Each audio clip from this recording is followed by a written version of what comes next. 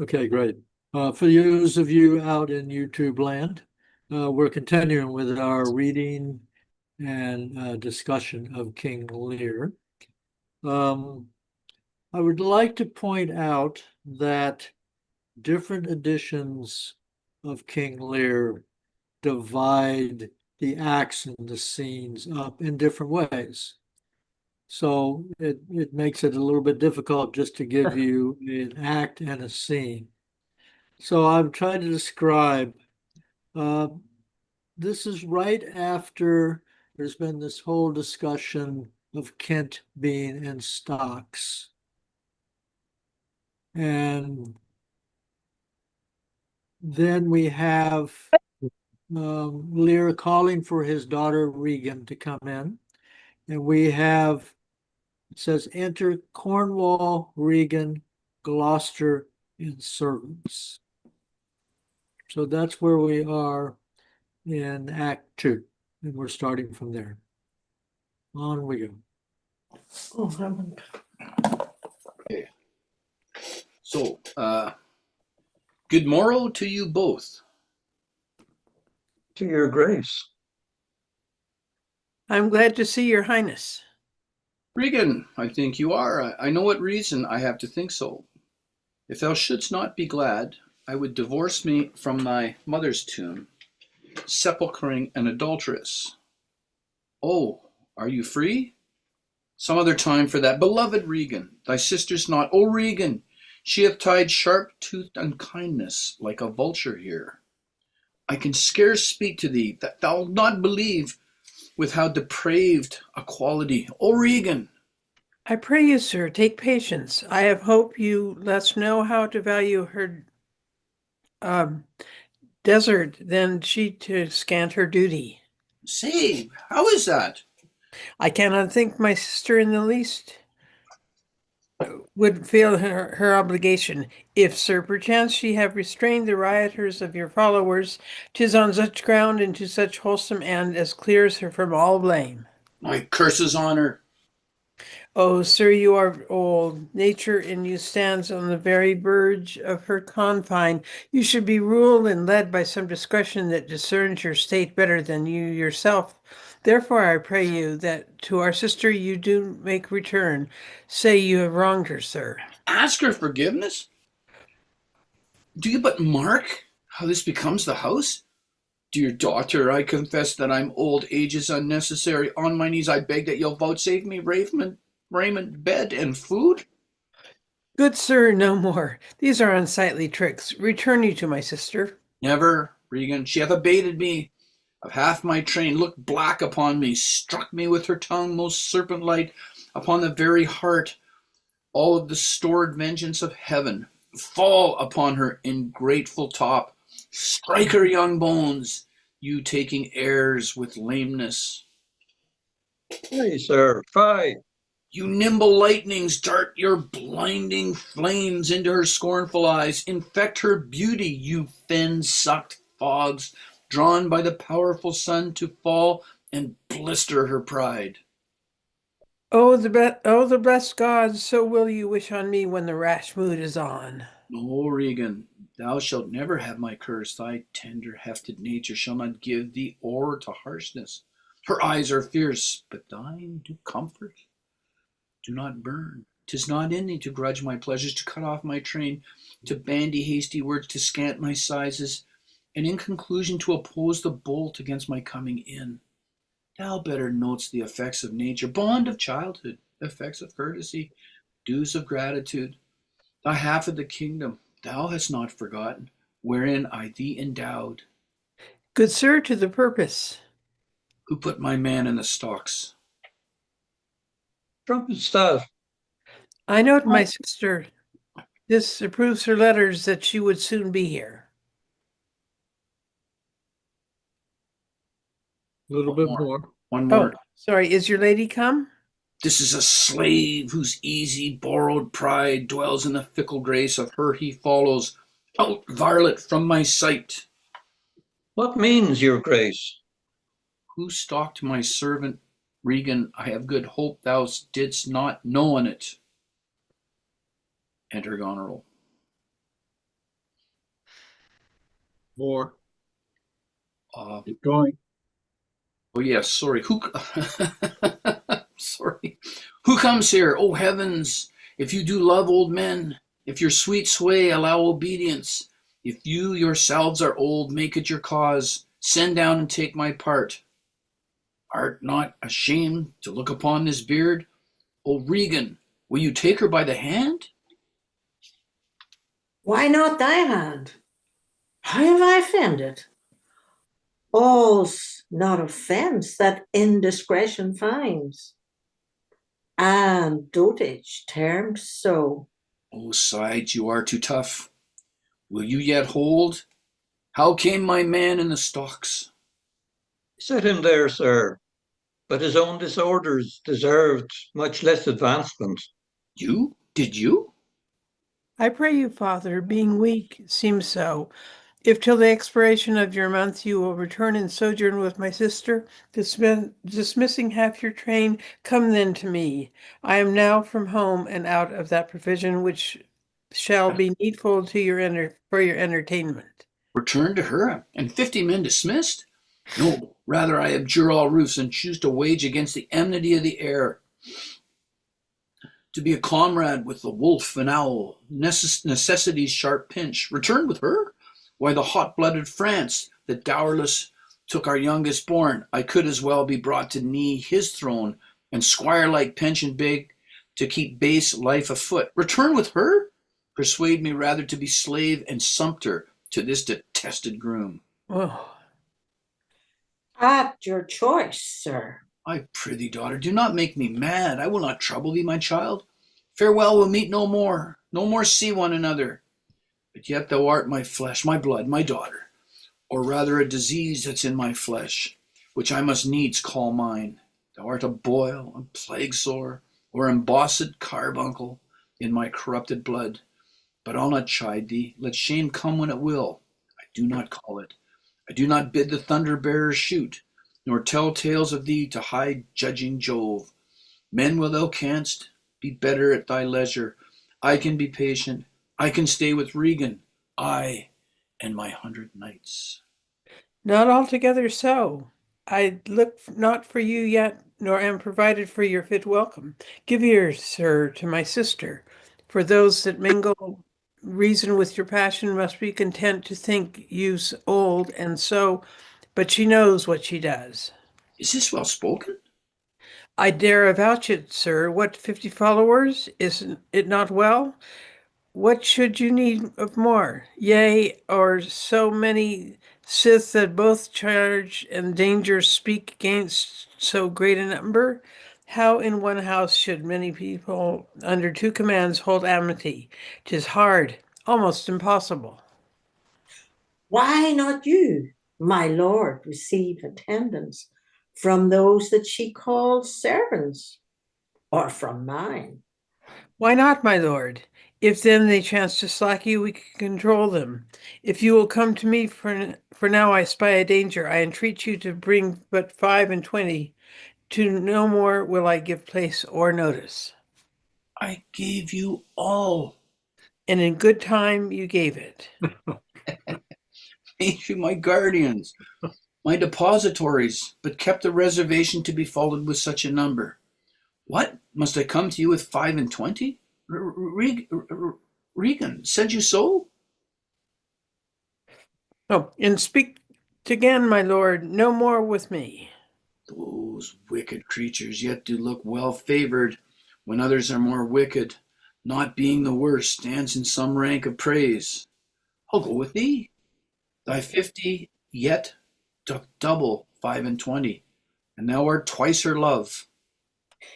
Hear me, my lord. What need you 25, 10 or 5, to follow in a house where twice so many have a command to tend you? What need one? Oh, reason not the need. Our basest beggars are in the poorest thing superfluous. Allow not nature more than nature needs. Man's life is cheap as beasts. Thou art a lady. If only to go warm were gorgeous, why nature needs not what thou gorgeous wearest, which scarcely keeps thee warm. But for true need, you heavens, give me that patience I need. You see me here, you gods, a poor old man, as full of grief as age, wretched in both. If it be you that stirs these daughters' hearts against their father, fool me not so much to bear it tamely. Touch me with noble anger, and let not women's weapons, water drops, stain my man's cheeks. Know you, natural hags, I will have such revenges on you both, that all the world shall... I will do such things. What they are, yet I know not, but they shall be the terrors of the earth. You think I'll weep? No, I'll not weep. Storm and tempest. I have full cause of weeping, but this heart shall break into 100,000 flaws, or ere I'll weep. Fool, I shall go mad. Exit Lear, Gloucester, Kent, Fool, and Knight. There's a little more. Holding there? Do you want to finish it Keep off? going. I just wanted to point out that everybody's leaving, and it's leaving just Cornwall, Reagan, and Goneril in the room. It's only it's a small, it's Yeah. very small. Oh, 'twill be a storm. This house is little. The old man and his people cannot be well bestowed. 'Tis his own blame, hath put himself from rest, and must needs taste his folly. For his particular, I'll receive him gladly, but not one follower. So am I purposed. Where is my Lord of Gloucester? Okay. Put the old man forth. He is returned. The king is in high rage. Whither is he going? He calls to horse, but will I know not whither. 'Tis best to give him way. He leads himself. My lord, entreat him by no means to stay. Sorry, Miss. That's gone. Sorry, Sylvia. That's your line. My Lord, entreat him by no means to stay. Alack, the night comes on, and the bleak winds do sorely ruffle. For many miles about, there's scarce a bush. Oh, sir, to wilful men the injuries that they themselves procure must be their schoolmasters. Shut up your doors. He is attended with a desperate train, and what they may incense him to, being apt to have his ear abused, wisdom bids fear. Put up your doors, my lords. 'Tis a wild night. My Regan counsels well. Come out of the storm. Okay. Wow. Exia. Oh, wow. Right. So you really get, you can't really get the sense of Lear, just going Yeah. crazy, don't you? Yeah. In this. Yes. He is set upon, I believe would be a proper way to express it. He is set upon by the hounds. Yeah.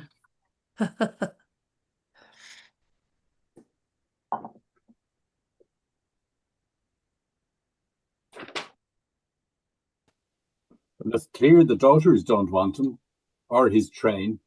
No. Yeah, well, the daughters work very well together there. Yeah. I don't think they agreed on any of this stuff ahead of time myself. I think they just naturally followed each other's lead. Right. And they start to reduce the numbers from 50 to 25, 10 to 5 to 1. And why does he even need one? Exactly. Well, the one is just him. Yeah. So The other one where in this do you move from an issue of practicality to one of humiliation?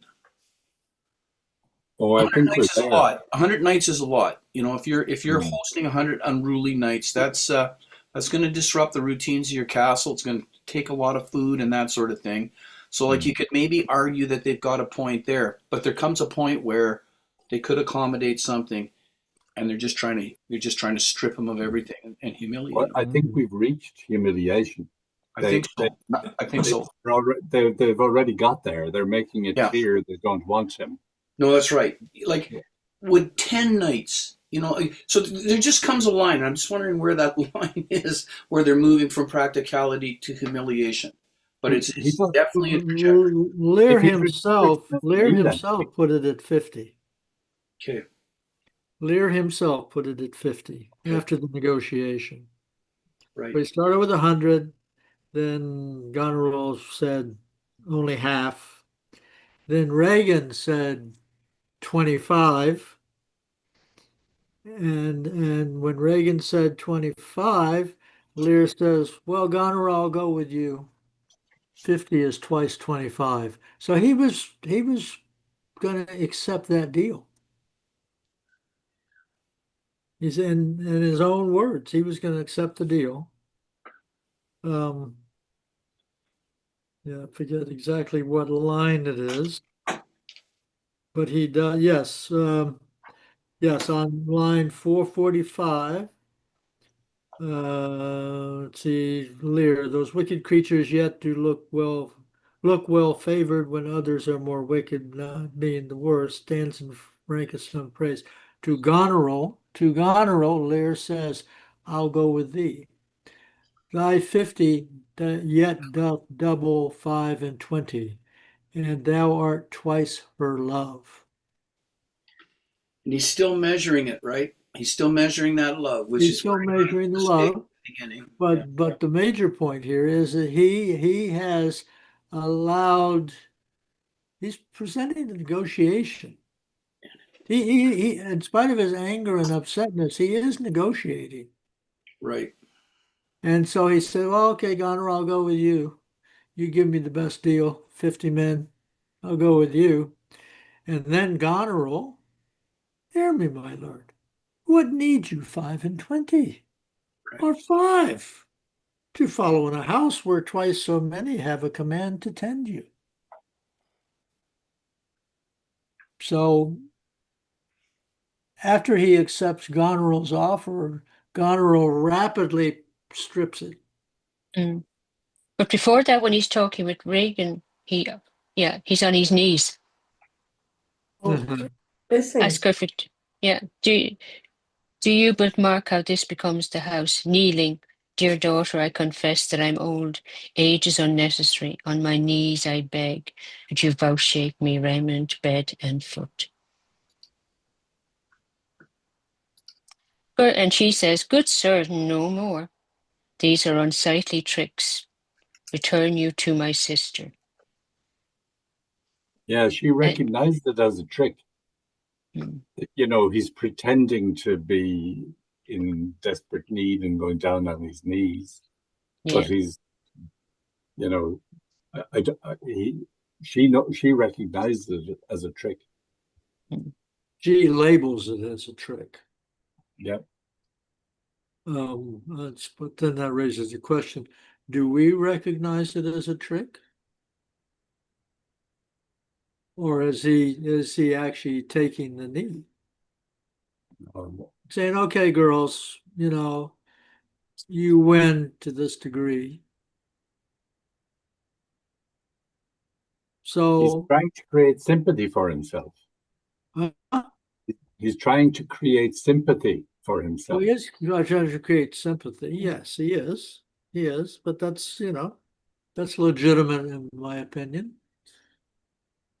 So here's a contrarian view, and see what you think of it. So Regan tells him, go back and talk to my sister and ask her forgiveness. Yeah. Lear says, ask her forgiveness, but do you mark how this becomes the house? And then in quotation marks, he's saying, this is what you want me to do. Dear daughter, I confess that I'm old, age is unnecessary. On my knees, I beg that you'll vouchsafe me raiment, bed, and food. So I think, is he saying, go back? Are you telling me, Regan, that Regan, should go back to Goneril and get on my knees and say this to her? So that he's not really addressing a plea to Regan, but he's playing out what he thinks she's asking him to do at Goneril's palace. That's complicated, I know. What line are you on? I'm on 154. One. So sorry, a little before, where it says ask her forgiveness. So between 150 and 155. Oh, okay. I've got different Okay, lines. so Regan, here's where it picks up. Sir, oh sir, you are old. Nature in you stands in the verge of his confined. You should be ruled and led by some discretion that discerns your state better than you yourself. Therefore, I pray you that to our sister you do make return, say that you have wronged her. And then he goes into this song and dance. You want me to ask her forgiveness? But do you mark how this becomes the house? And then he goes down on his knee, play acting what he thinks she wants him to do to Goneril. It could be played that way. Okay, It could be played that way, and it could be interpreted that way. Is that the real interpretation? Yeah, No, yeah, go I don't that know. far. Good point. Okay. And then Lear Regan calls him on it. Good sir, no more. These are unsightly tricks. Return you to my sister. And So then Reagan undoubtedly considers it just a trick. Right. and then he says never, never. Right. Back in Act 1, Lear is speaking about Goneril, and the famous quote, how sharper than a serpent's tooth it is to have a thankless child. Now this is Goneril. That's Act 1, Scene 4. And we come into today's Act 2, Scene 3. Yeah. Well, Regan, she had tied sharp-toothed unkindness like a vulture here. I mean, he's a serpent in one and a vulture in the next. He has nothing, there's no kindness there for him. No. It's not somewhere he would want to go. Yes. He uses the same language later on, and Lear is rising and says, never, Regan. She had abated me of half my train, looked black upon me, struck me with her tongue. There's the tongue reference again. Most serpent-like, there again, upon the very heart, all the stored vengeances of heaven fall on her ingrateful top, strike her young bones. So he's cursing her now. Mm. Right.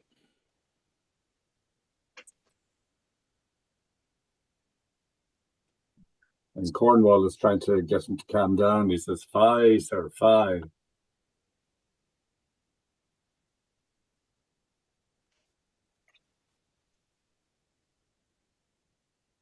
Right.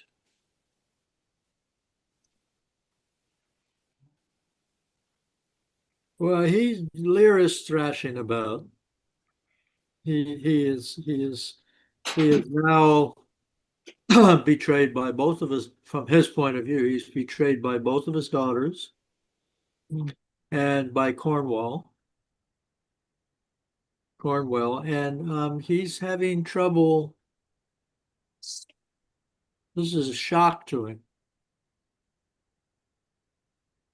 But at this stage where we're reading, he's still trying to play it nice with Regan because he thinks he has a chance with her. Mm-hmm. Yeah. He said, "Oh, Regan, thou shalt never have my curse." My curse. Yeah. Right. So he's really trying to negotiate. Well, he's trying to plumb off her in some ways. Yeah, because he's saying that, Sylvia, you'd never cut off my train. No. Yeah. That's what he thinks.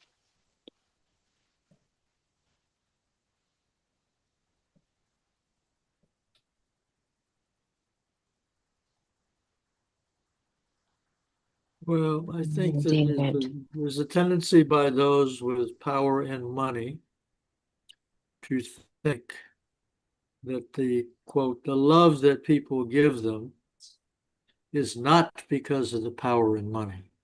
Right. Right. And He apparently, Lear also reminds Regan at the very end of that one, thy half of the kingdom hast thou not forgot, wherein I thee endowed. yeah, yeah, yeah, yeah, yeah. Well, once again, he's basically he thought he has bought their love, and he's like many people who maintain themselves in power or maintain themselves with money and power, but the number of people that want to be loved just because they have money and power are very few. And Lear is not among that number. Lear sincerely believes in his heart of hearts that his daughters love him. It had nothing to do with his money and power. And so he's in complete shock. But are they not saying, we'll love you as an old man without your money and power, just don't bring your army? Yeah, that's what they're claiming. And Regan doesn't want him because she wants him to go back to Goneril because she doesn't want the care of an old man. That's certainly a valid interpretation there. And Orla, just to piggyback on that, it's not her month. Pardon me? It's not her month. Like, were they not alternating by monthly or something? A month. Right, and so it's still Goneril's month. Go back to Goneril, right? Mm. Yeah, I'm not ready for you, my lord, and you need to make amends with your sister. Right. Because point. I mean, underneath all of this is the implication that if it's complicated, if Reagan were to accept him early, under the excuse that Goneril is a terrible person, it's possible that Reagan might end up with him full time. Yeah. Right. Oh God, yeah. He'd never leave. Yeah. That's right, Sylvia. That's He probably would never leave. Yes, that's true.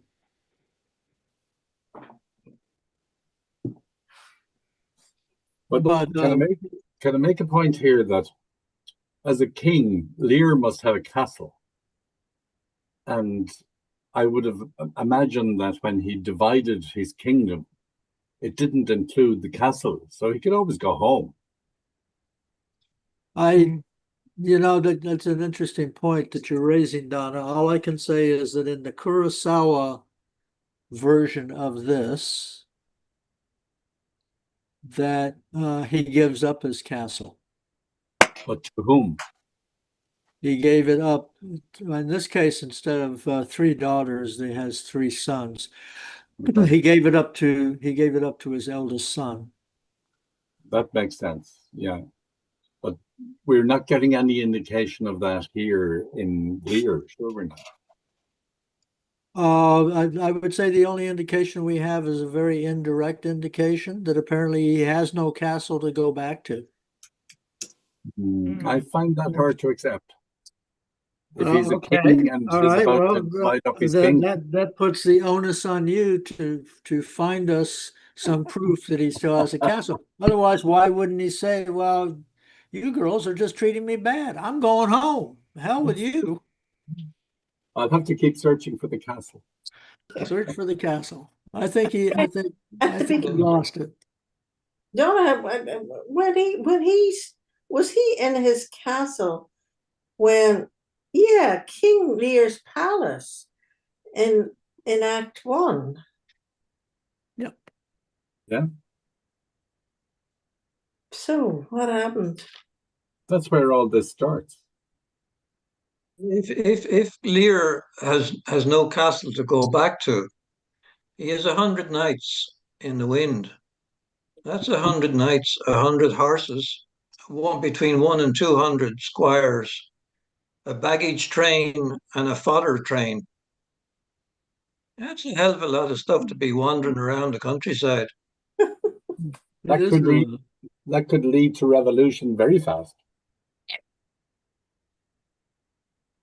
Yeah. We Maybe don't- he doesn't have the income anymore. he gave his income away. Right. Yeah. Yeah, So how would He he gave it run to his his- own he castle gave- without he- an income? Yeah, he gave it to his Yeah. daughters. So he obviously has no money He, to had- run his. he Even if he has did have a thrown- castle, he wouldn't have the means. He has thrown himself at the mercy of his daughters. And they view him as too much trouble. One He's hell not, of an act of kindness. say it again? It's one hell of an act of kindness to give away your power and end up with nothing. Or Exactly. madness. Well, Madness. that's why the fool is being merciless in his criticism of Lear. To use to take the old uh, blues song, he played his card too soon. Yeah, exactly. He was not willing to wait until he was truly an old man. And now he doesn't have any cards, And now he doesn't have any cards. which is what people have been saying for millennia. Yeah. You know, He thought that his daughters and their husbands would take care of him. But I mean, the contradiction, as has been pointed out, by the time you get 100 knights and then you have their squires, that's a lot of stuff and a lot of fuss and feathers. And he has no way to enforce that, Correct. you know? it was a loose, it was a loose arrangement. You know, my two sisters and myself bought my grandmother's, you know, house and farm. My grandmother lived 100 years ago, Mhm. and it went down the other side of the family. But part of the deal was that there were two aunts of the guy who sold it to us, and they were in a nursing home, and that we'd have their wakes in the house, and that's what we did. There was was one house. the wake. We'd have the wake when they died. Oh, okay. Oh, all right. That's pretty easy, it seems. Yeah, so we had that. That's really interesting. And was that kind of done on a handshake, or was that written in the purchase agreement? No, it was done on a handshake, and because the guy had run out of money, you know, he needed to sell. Right. They had residency rights, so he could only sell it to somebody who could buy it for cash. I mean, so we remortgaged our various houses and Mhm. bought, and yeah, and that was part of the deal because that's what he was supposed to do. Right, right. You were helping him fulfill his responsibility. Yeah. So that's what we did. Okay. And the whole thing was honored and all that kind of thing. That's very admirable. Right. Yeah. Was it So a good wake, Sylvia? yeah, no, but of course, no, but we don't have drink at the wakes. What? You know, you have tea. No, tea and sandwiches where I come from. Tea and You don't Oh, sandwich. have I'm very surprised. They do things a little differently in the north, I guess, Donna. Looks like it, yeah. yeah, and Tea you, sandwiches and decades of the rosary. yes, that too, Orla. Yeah, but yeah, because people talk about a wake, and a wake now in a lot of places is after the funeral, and that's when everybody gets drunk. No, this is you bring the body home or the remains, and then you have tea and sandwiches and prayers, as Orla says. Yep. And crucifixes and candles and all sorts of things. There's no fun. Actually, in I just saw a movie on Monday night. There was called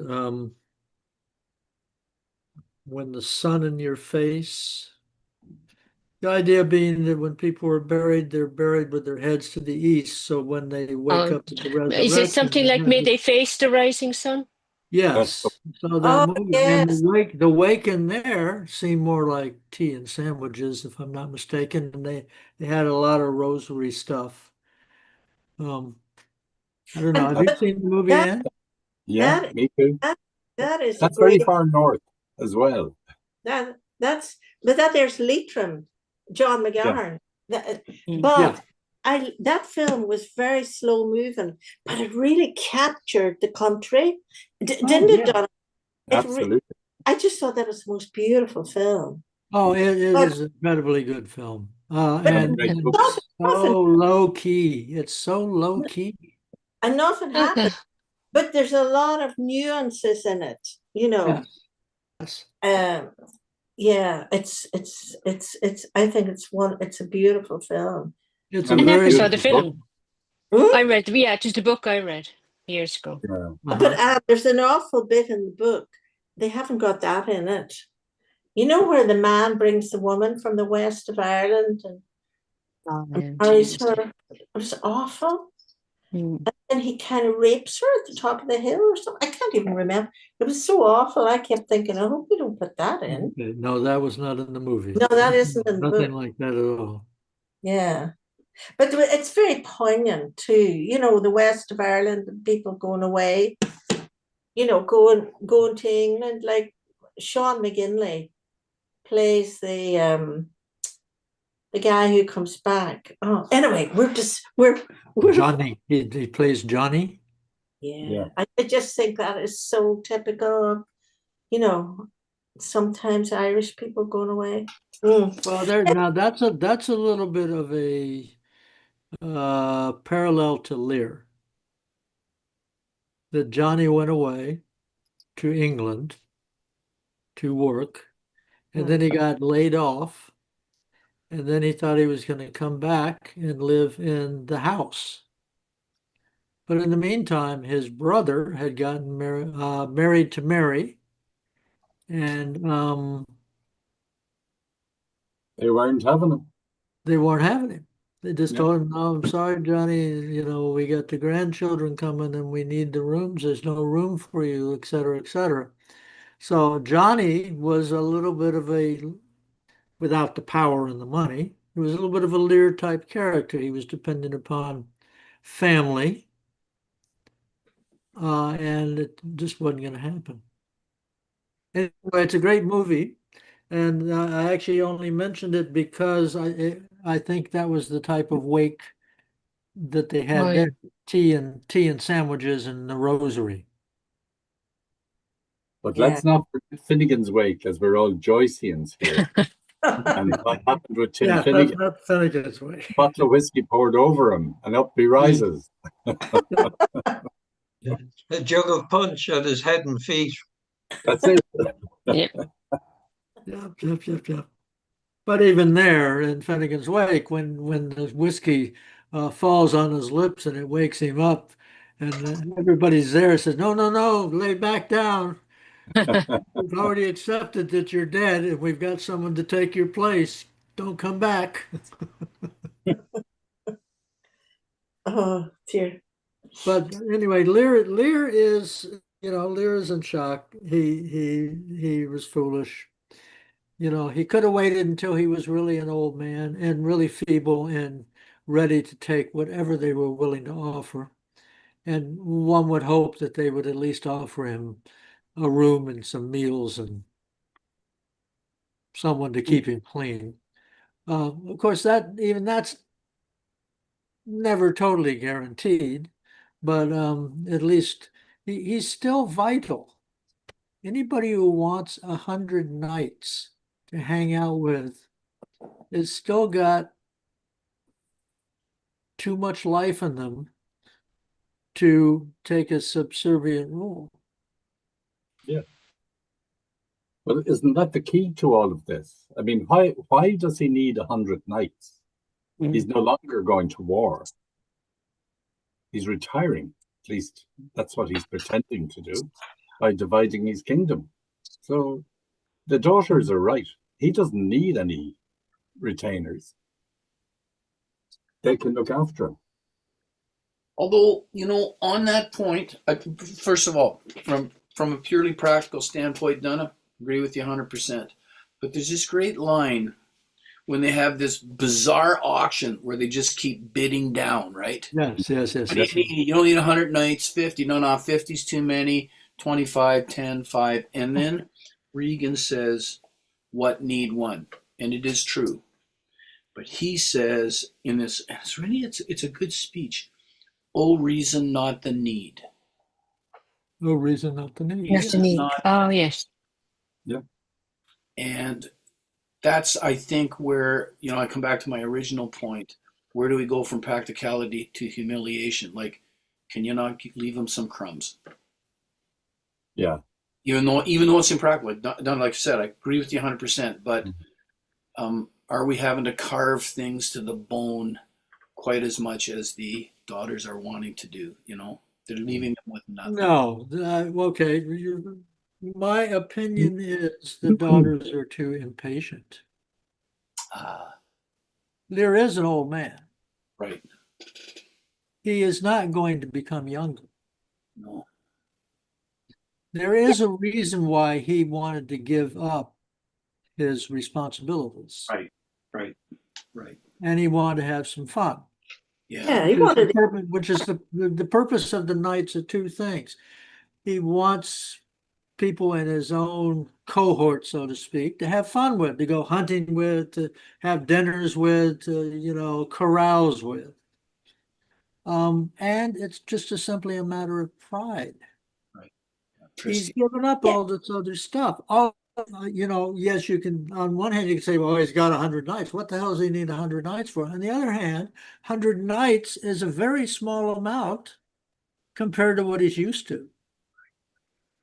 But Duncan, sorry to cut across you there. What he's used to in terms of war is 100 knights. Yeah. If he has a retainer that he wants to have fun with, go drinking with, go hunting with, a half a dozen knights would be fine. In a purely practical sense, yes. But I'm going to say, to me, the daughters are playing their cards too soon. Oh, yeah. And that if they passed him around, yes, it's a pain in the ass to take care of the old man and his 100 knights. And it cost a lot of money, but he gave us a lot of stuff. And compared to what he gave us, we can afford it for a while. And if they had done that, let's say for 2 years, he would be much older. He would probably become tired of full-time carousing and on his own. I'm playing with this one now. He would have gone, you know what? 100 nights is too many. Let's find positions for these people, in your retinue. And I'll go down and eventually his needs would have dwindled down to where he just wanted someone to smile at him, to help him eat, to give him shelter, and let him have an old friend visit every once in a while. But we the audience know that those two daughters, were deceitful. They deceived him to get their share, and only Cordelia was honest to her own cost. I mean, that's how I see it, but maybe. Yes, I agree with you totally. And they also say it that Cordelia was his favorite. Yeah, and they really played the game, and they, I mean, we can see that they were deceitful, so they're not going to care for him. But if you follow Duncan's point, yes, take him on for a couple of years. They could have arranged to poison him in the meantime. Yeah, that would be one way to handle it, and eventually get the old man to relax, and then one day, spike Give him his some fence. nice magic mushrooms. That lady. Yes, indeed. Hemlock. Yeah, like that person in Australia, Donna. Yeah, exactly. That's what I was thinking You about. could go out in a blaze of Invite them all glory. to dinner. No, that's true. So here's the thing I'm trying to see, and I mean, they're kind of giving him back his own in a way, because it would have been a bit of a humiliation. So in the first act, and thanks whoever got us back to that first act. So here's what he says: "Which of you shall we say doth love us the most?" So there's this bizarre public exposition. Yeah. How much do you love me? Which is totally unreasonable. No doubt it's humiliating for them, and they've probably got their backs up and going, okay, if you're going to play us like this, we're going to play you like that. As opposed to most families where you'd kind of sit around in private and kind of hash this stuff out. Anyway, this is me. That's nice, family, Steve. I know. And I mean, I've seen two. family dynamics are complicated. I totally get that. You know, anybody who's in a family knows that families are complicated. But this is what he makes those daughters do, is over the top. And I know, Duncan, you said like Cordelia throws a temper tantrum, but she's basically, I don't want to participate in this. Yeah. Sorry. Anyway, Sylvia, go ahead. I interrupted you. No. I'm just saying, families, when it comes to money and power, families are devious. They're greedy. Right. It's true. It can be Don't that be old way. saying, if where there's there's a will, any- there's a family. Where there's a will, there's a family. Yeah. And where there isn't a will, there's a family squabble. That's very good, Donna. And you just find that Cordelia was just so honest. I don't know what other people think, but Cordelia, lost everything because she was honest. Well, we don't know Duncan, whether you she should would have answer that. done. You should speak to that, Duncan, because you had strong I can speak opinions to about that. First of all, Cordelia, I don't think it's an open question of what Cordelia would have done if she had known by saying what she said, she was going to lose everything that she could have gained from her father. Okay, we just don't know that. He made a request. She said what she said. He got angry, cut her off. And she got lucky because the King of France was more than happy to marry her. Without a daughter. Huh? Without a penny. Without a penny. Yeah, which is actually, I mean, that's what we dream of. Right. We dream of someone loving us solely for who we are. And that it has nothing to do with money, nothing to do with property, nothing to do with any of that. They just love us because they love our soul. That's kind of everybody's ideal, I think. Right. There are a few dyed-in-the-wool cynics that would say that's never going to happen, so I don't believe any of that. But Was that Lear's opinion? say that again, Dad? Was that Lear's approach to his family, to the girls? Just for love? I think so. Yeah. I Yes. think so. I think that's why he did it. He was, in a sense, this is going to sound really weird, a wonderfully naive guy. Yeah, He I go thought with that. they love me because of who I am. They don't love me because, I can give all of my stuff away and they will love me. But he was also headstrong. He wouldn't listen to any advice given to him. Yes, he was heavy. Yes, he continues to be headstrong. That's a good. He was king. He was king and he was in charge. Yeah. Yeah, there's a little bit, I mean, just to throw in a little bit of a different viewpoint. In the Kurosawa adaptation of Lear, it makes it very clear that the person who plays the King Lear role, he actually made the kingdom. That this was a warlord area of Japan, and that over his lifetime, starting when he was a young man, he conquered all of the other warlords and brought peace to the area, peace and prosperity to the area, because they weren't always having wars. And that's how he built up, he actually made the kingdom, and he built up the wealth, and then he gave it to his sons. Now, we don't know Lear's background, No. but the thing that's interesting about the Kurosawa thing is that it makes it obvious that if if they don't, some organization does not replace that King Lear, the area is going to go back into warlordism. Okay. And I think it's valid, just for the fun of it, to ask the question, what is going to happen eventually? Yes, the girls are united right now in before, doing a united front to their father to control him and all that. But, one could, for the fun of it, speculate, what is the chances of the kingdom staying intact Right. over time? Right. Well, of course, we don't know. Because it has been divided, right? Is that your point? Well, in the Already Kurosawa, been it was divided. divided. We do not know.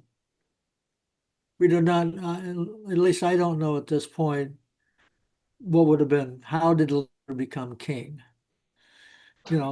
Was Lear a hereditary king, or did he actually build a kingdom and make himself king?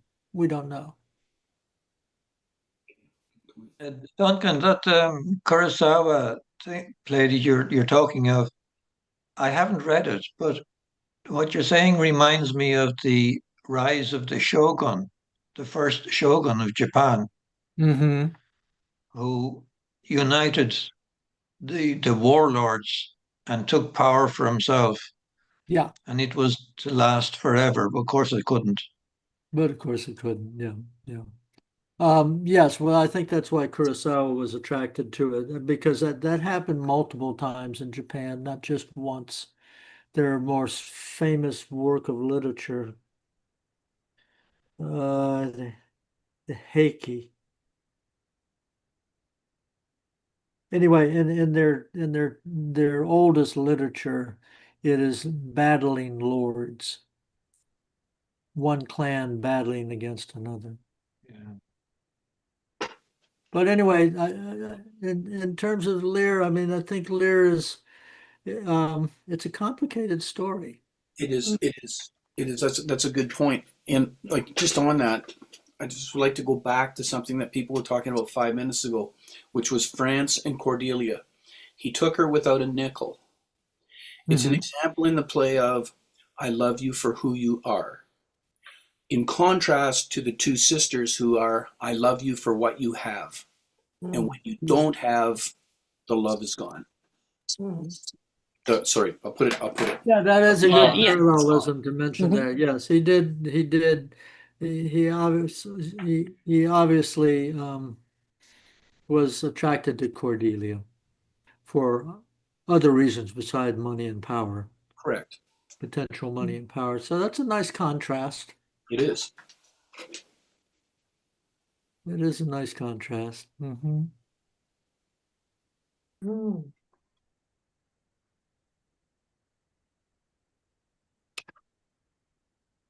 Dave, you spoke earlier of Regan and she saying, "What need one?"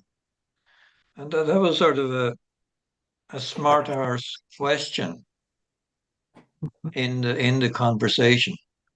But it is also sort of a philosophical question to be thrown at him, which really, if she had asked it of herself, she would have been very stuck to give an answer.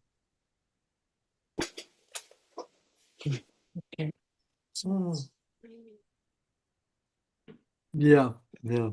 It's just the way Shakespeare takes people and makes them um, they become fools by what they're saying. Time and again, he takes what they say and it's quite the opposite of what they should be saying. It's getting a Mhm. bit too deep for that. Mm. It's very interesting that Shakespeare lived in an extremely complicated political and cultural time. And that Shakespeare came from a Catholic family at a time when Catholics were being persecuted big time. And when Queen Elizabeth had her own secret police and her own secret spy network that were specifically trying to control the Catholics. And the story goes that the Shakespeare family, actually his mother's family, they would hide. They had like their own Anne Frank's situation where they were hiding Jesuit priests in secret room in their house. And there would be religious ceremonies going on. And so Shakespeare was privy to all of this. I mean, one of the reasons why he always drew upon ancient stories was to take one step away from being seen as criticizing the current kings and politicians. So, like King Lear, nobody's quite sure when King Lear happened. And, Macbeth happened prior to the union of England and Scotland and all of this. And Shakespeare had to do that to protect himself. And the fact that he was able to use old stories, bring in these complicated, interesting plots, and play with them, earn money at it, and not ever be accused of being anti-government is astounding.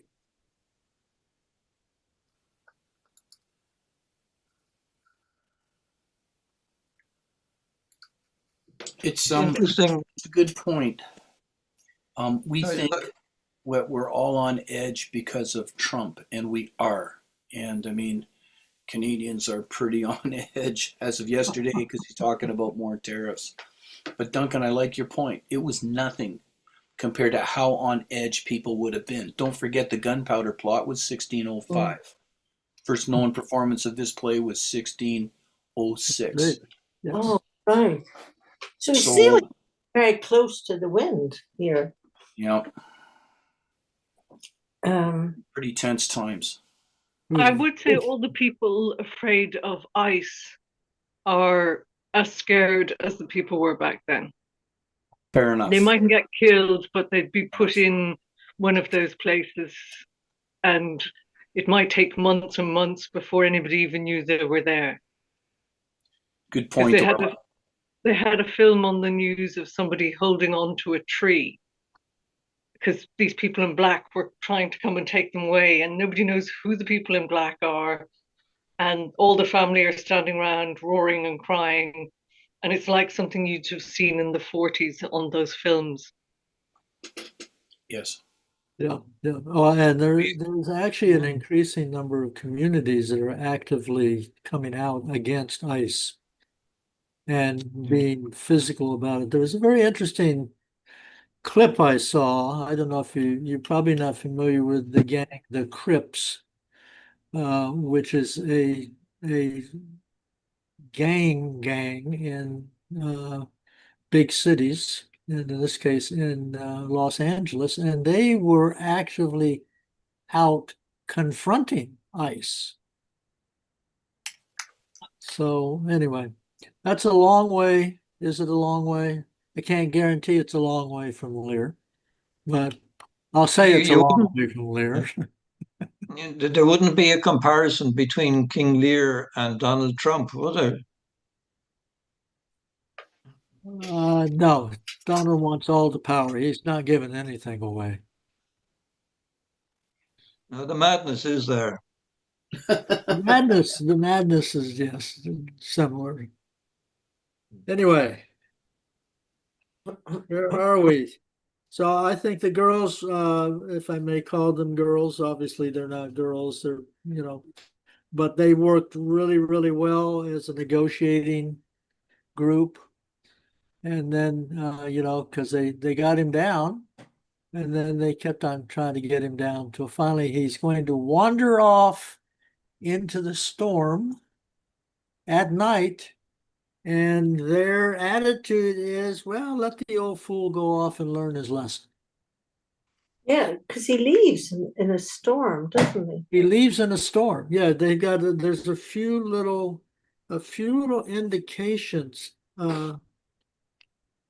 of thunder and storm as we go on. Where is that?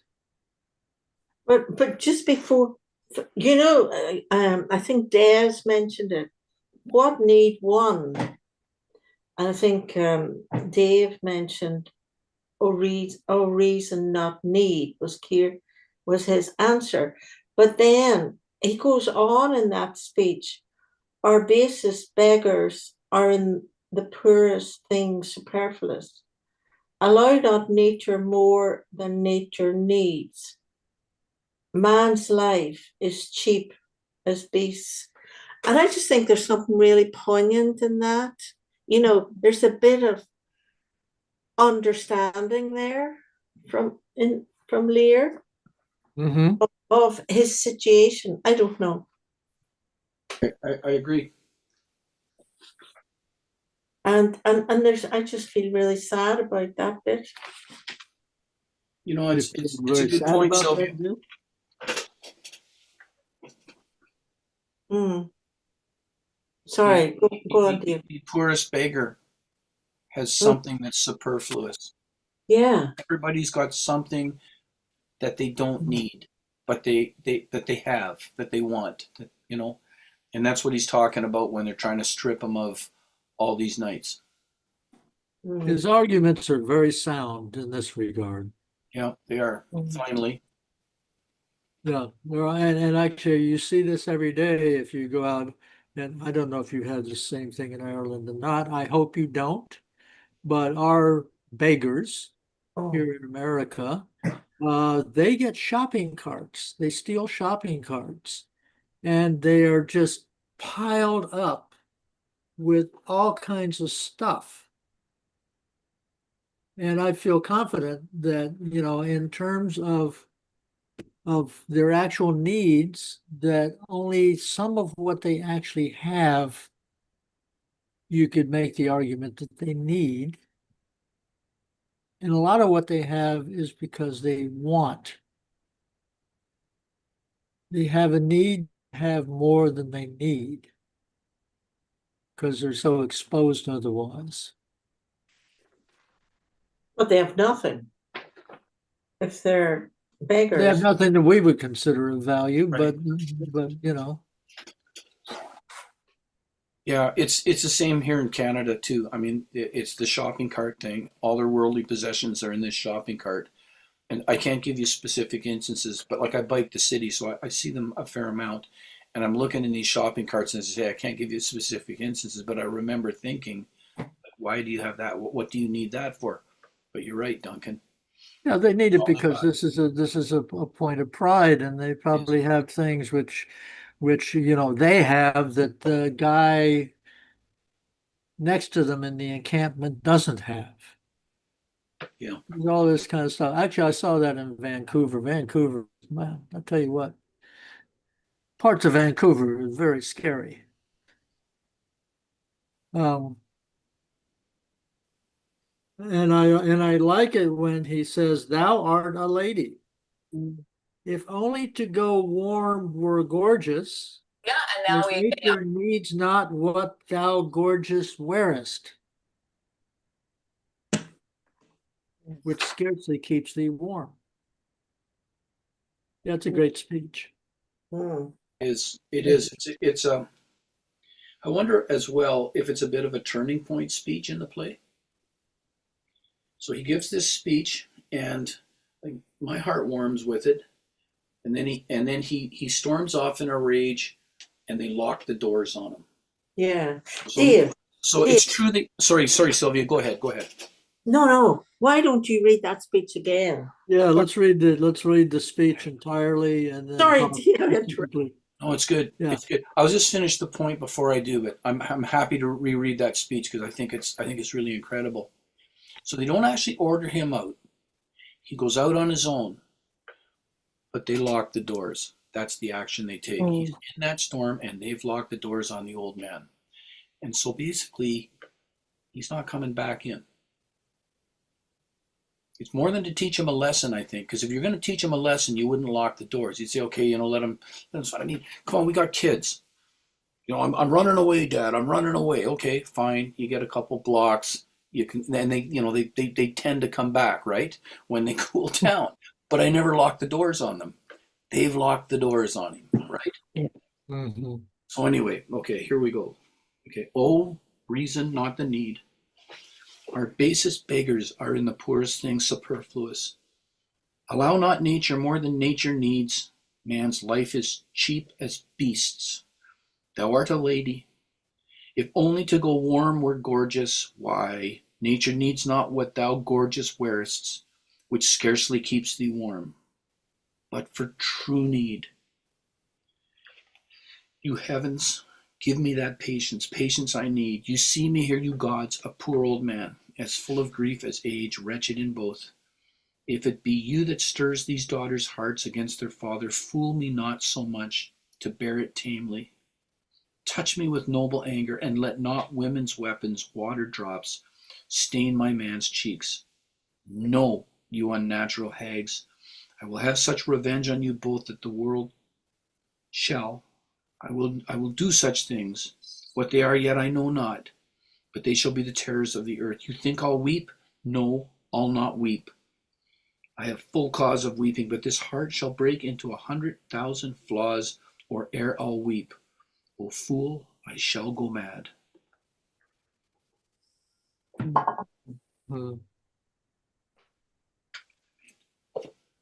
It's an interesting speech, particularly because it seems to bifurcate. It does. You're right. It does. Well, I mean, it's really wise.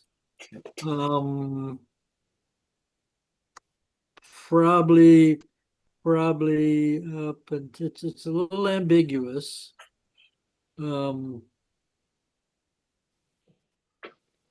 Probably up to where he says to bear against it. If it be you that stirs these daughter hearts against their father, fool me not so much to bear it tamely.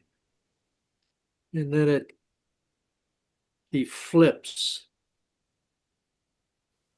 I think he flips into rage.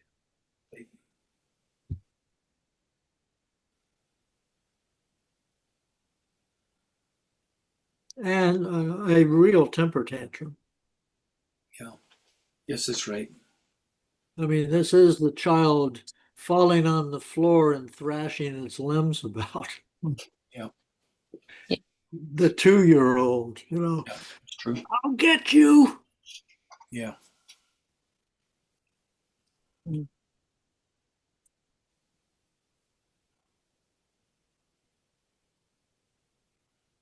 Right, which is the same thing he did when he banished Cordelia, right? He threw a temper tantrum. He throws a temper tantrum, yes. We would say today that Lear has a bit of an anger management problem. Indeed.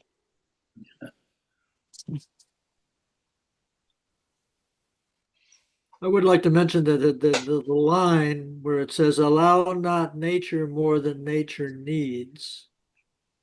Okay. Yeah. Nature is ridiculously productive. I mean, nature doesn't make a little bit of anything. It is wild how over the top nature can be in terms of, the spring is the easiest to see. When all the flowers, just go crazy. Right. There's nothing economical about nature. Nature's smart, but it's not economical. It is never cutting anything to the bone when it has that little bit more it can go. So I think that's an important thing.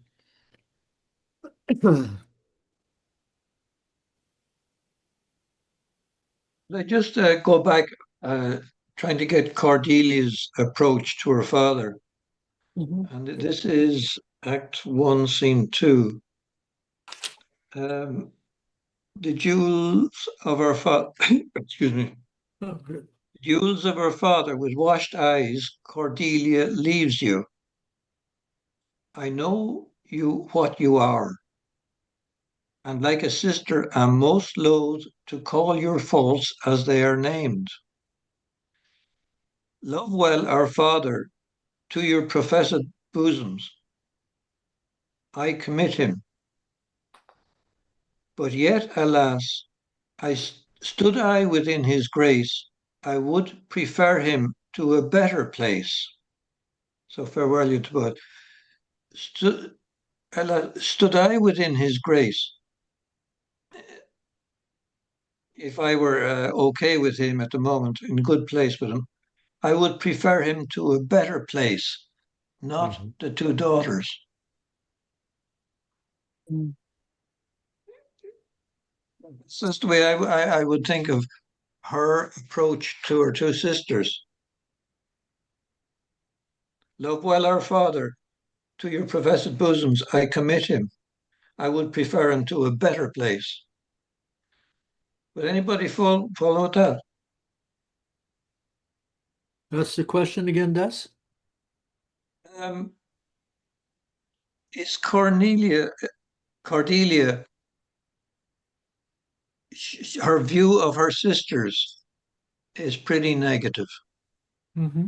And Yeah. while she commits her father to them, she would prefer him to go to a better place. Mm. Well, what's the better place? Her house. But Mad. she has no house. She's gone off to France. Yeah, he's kicked her out and she's going off to France, but the better place would have been if she was able to offer him hospitality. Mm. Or if there was a better place than the two sisters, she would prefer him to go there. Mm-hmm. It's really, to my mind, a comment on the two sisters. Right. Yes, And, I and agree with you. yes, and even after, the next line, thanks for pointing this out, Des. It was good to come back to that. Regan tells her off, prescribe us not our duty. And Goneril says, let your study be to content your Lord, who hath received you at fortune's alms, right? Mm-hmm. So basically, mind your own business. Yeah. It's, Yeah. yeah, right. Yeah, thanks, Des. It was nice to revisit this part after seeing this very troubling scene that we just read, to go back. Mm-hmm. Mm-hmm. Time, and Cordelia says, time shall unfold what plighted cunning hides. Who covers fault at last shame them deride, so well may you prosper. So she's definitely predicting what's going to happen.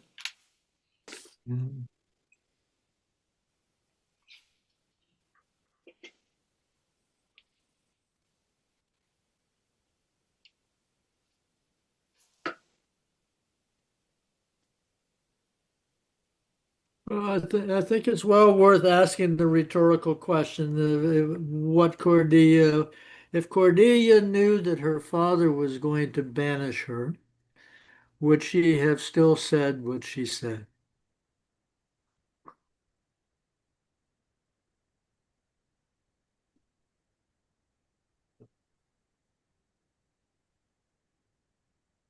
Of course, there's no No, final answer really. to that question, but I mean, it's once again, um, I think we've had very little exposure to Cordelia at this stage to make judgments about her. Correct. Okay, we've had the piece that Des read there, which gives us a point of view, but we need further exposure to her to see what she really thinks. we will get a little bit more exposure as time goes We on. will, yeah. Oh yeah, It's a spoiler. yeah. I don't want to say anymore. Well, the wonderful thing about Shakespeare, in my opinion, is you can have as many spoilers as you want, and it's still a rich mind to mine. Oh boy. Mm. Anyway, here we are. We've had the forces against Lear rally. He is storming off into the stormy night. They've locked the castle doors. Or Gloucester, I guess it's not a castle, but anyway, whatever they call the place where Gloucester uh, lives.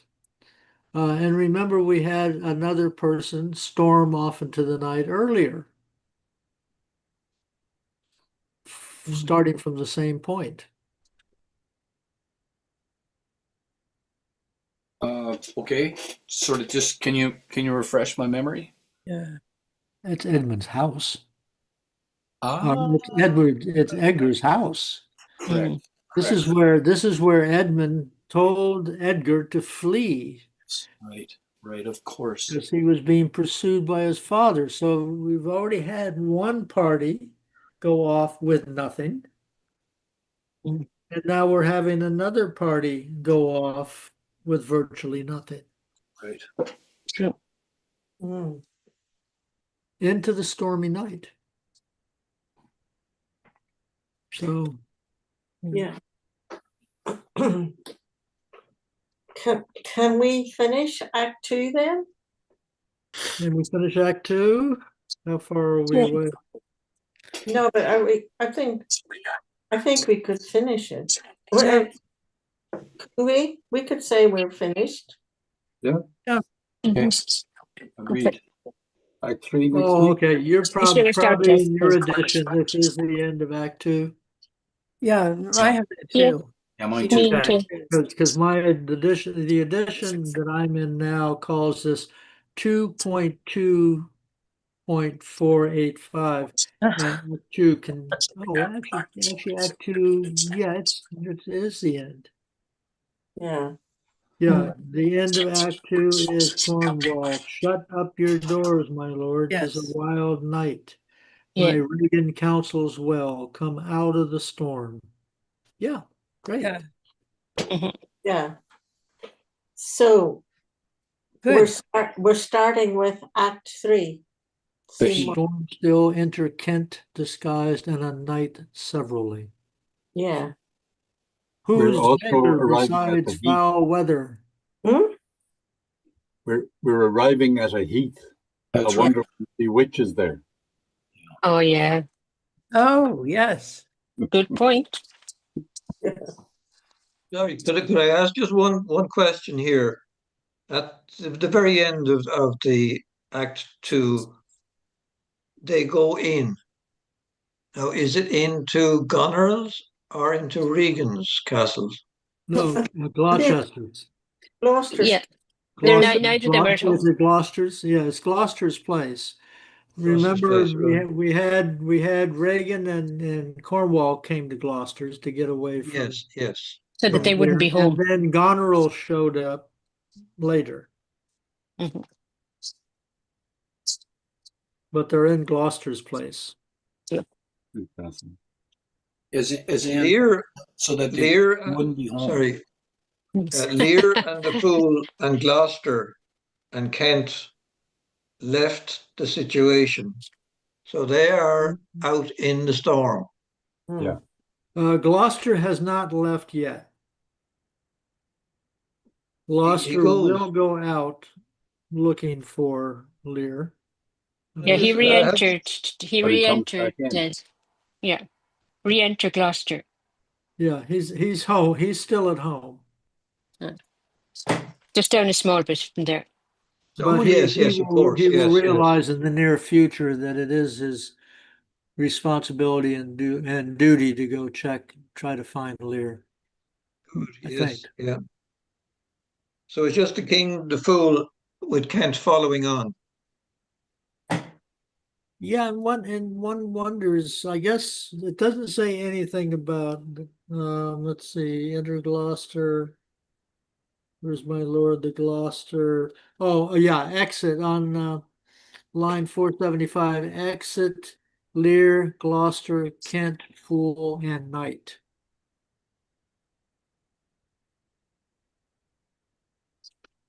Yeah.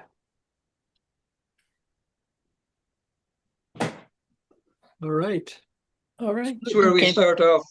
That's where we start off. No, we're Yeah, going to start Act 3, Scene 1. Yeah. Act 3, Yeah. but with the characters who are out in the storm. Yes. Yes. Yes. Yeah. With Kent saying who's there besides And foul the weather. gentleman. Yeah. Yep. No. Thank you. Thanks. Thank you Thanks very Yeah. much. all. Everybody. Indeed, yes. You're all a Thank traitor. you all. Well, Good thank night. you. Bye-bye. Bye. Bye. Let me Right. get my instrument of, there we go. Okay.